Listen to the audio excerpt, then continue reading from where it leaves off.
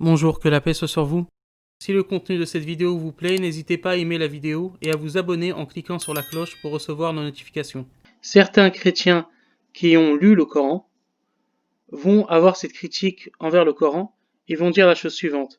Le Dieu du Coran n'est pas le Dieu de la Bible, puisque le Dieu de la Bible est un Dieu d'amour inconditionnel qui aime absolument tous les hommes, alors que dans le Coran, il est dit que Dieu n'aime pas les orgueilleux, que Dieu n'aime pas les pervers, par exemple. Et donc, à partir de là, ça ne peut pas être le même Dieu, puisque selon eux, le Dieu de la Bible est un Dieu d'amour inconditionnel qui aime absolument tous les hommes, même ceux qui lui désobéissent. Et le verset préféré des chrétiens, ça va être celui-ci, Jean 3, 16. Donc, en effet, Dieu a tant aimé le monde qu'il a donné son Fils unique afin que quiconque croit en lui ne périsse pas, mais ait la vie éternelle. Et c'est le verset, un des versets les plus cités par les chrétiens, et certains pasteurs expliquent que ce verset est un sommaire de l'évangile, est un résumé de l'évangile. Cependant, leur interprétation de Jean 3,16 rentre en contradiction avec le reste de la Bible, notamment le livre de Malachie au chapitre 1, où il est dit la chose suivante. Message, parole de l'Éternel adressée à Israël par l'intermédiaire de Malachie. Je vous ai aimé, dit l'Éternel, et vous dites, en quoi nous as-tu aimé? Ésaü n'est-il pas le frère de Jacob? Déclare l'Éternel, cependant, j'ai aimé Jacob. Donc jusque-là, aucun problème dans le fait que Dieu aime Jacob. Mais ce qui nous interroge, surtout à la lumière de ce que disent les chrétiens sur Dieu qui aimerait tout le monde, c'est le verset 3.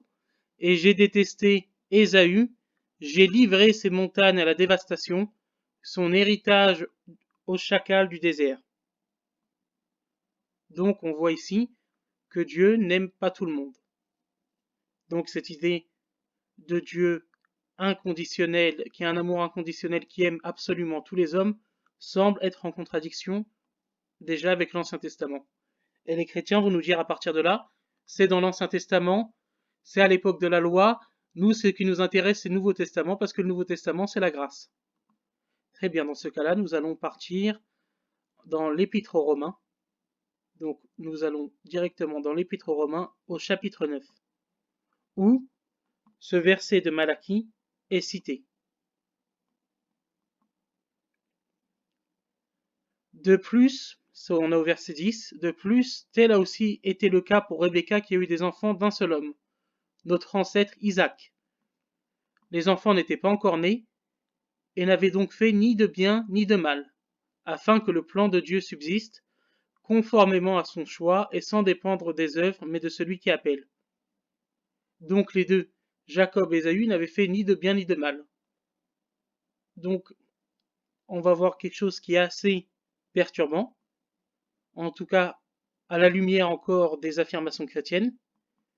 Et quand il a été dit à Rebecca, l'aîné sera servi au plus jeune, de plus, de même il est écrit, j'ai aimé Jacob et détesté Ésaü. Que dirons-nous donc? Dieu serait-il injuste? Certainement pas. Donc les chrétiens font le reproche au Coran et font le reproche à l'islam de manière générale de dire que Dieu n'aime pas tous les hommes dans le sens où Dieu n'aime pas les orgueilleux, Dieu n'aime pas les pervers. Donc, l'amour de Dieu dépend aussi de notre obéissance envers lui. Et ils vont nous critiquer. Et ils vont critiquer l'islam par rapport à ça. Sauf que là, si on en croit la Bible, en plus de ne pas aimer tous les hommes, selon la Bible, Dieu décide de manière arbitraire, selon sa souveraineté, comme le dit le texte dans l'Épître aux Romains, décide qu'il va aimer et qu'il ne va pas aimer, sans aucun rapport avec les œuvres, puisqu'il est dit que ses enfants n'étaient pas encore nés et n'avaient fait ni bien ni mal, mais que Dieu aurait donc décidé d'aimer Jacob et de détester Ésaü. Donc cela pose de nombreux problèmes aux chrétiens, un problème par rapport à la justice de Dieu, puisque Dieu déteste une personne Ésaü sans qu'elle n'ait rien fait pour mériter sa colère, et cela leur pose problème puisqu'ils ne peuvent pas attaquer l'islam sur le fait que dans l'islam Dieu n'aime pas les pervers, Dieu n'aime pas les orgueilleux, puisque dans la Bible également, Dieu n'aime pas tous les hommes. Merci beaucoup pour votre attention, que Dieu vous bénisse et que Dieu vous récompense.